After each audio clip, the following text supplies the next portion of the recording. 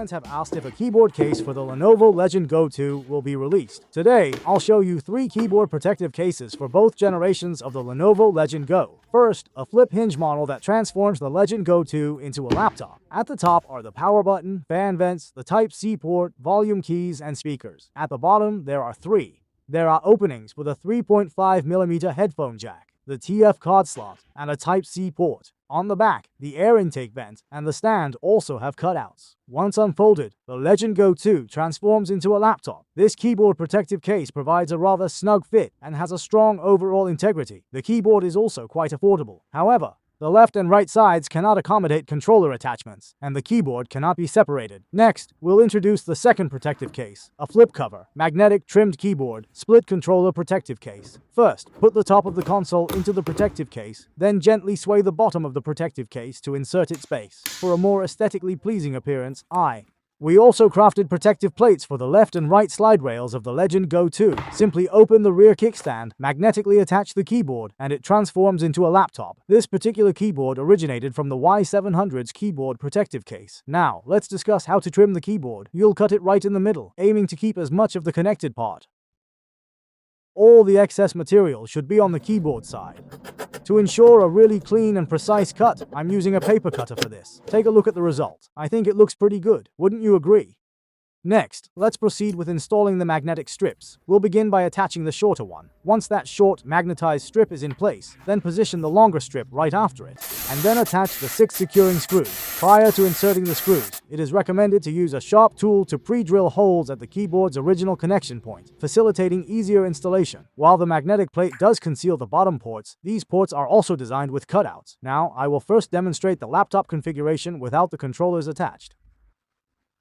So what do you all, our esteemed fans, think of it? The top and back parts have precise cutouts, exactly like the hinged keyboard protective case. This is how it appears with the cover closed. Now, let's attach the left and right controllers to see the overall result. What are your thoughts on this setup, everyone? If you happen to possess the first generation keyboard protective case, rest assured, the keyboard can still be put to good use. Given that the keyboard and protective case both have identical screw holes for the remote connector, modifying this keyboard does require a certain degree of manual skill. To simplify things, I located another keyboard. It allows you to select the Windows system layout, but a disadvantage is that its remote connector is somewhat extended. Begin by positioning the top of the console. Place the top of the main unit into the protective case, then prop up the bottom protective shell, insert the main unit, and magnetically attach the keyboard. Isn't this much simpler? Because the magnetic keyboard's original connection is quite long, the bottom design is relatively wide, meaning the various ports are also quite deep. The Type-C port and the TF card slot.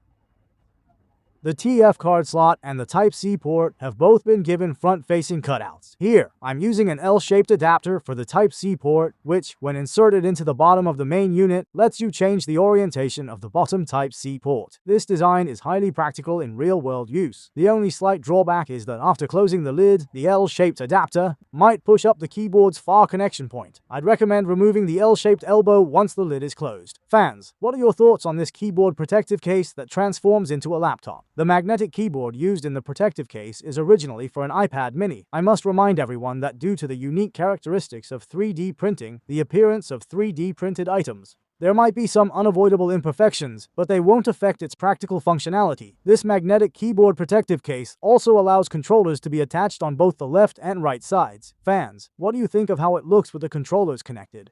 Since the Lenovo Legion Go 2 is wider than the first generation, this particular keyboard is a more suitable choice for the Go 2. When I have some time, I will also play around with it and try to find a way to use this keyboard on the first generation model. Smart fans are definitely going to ask, once the Legion Go 2 transforms into a laptop using the keyboard protective case, what happens to the controllers? We need to figure out a solution for these 2 detached controllers.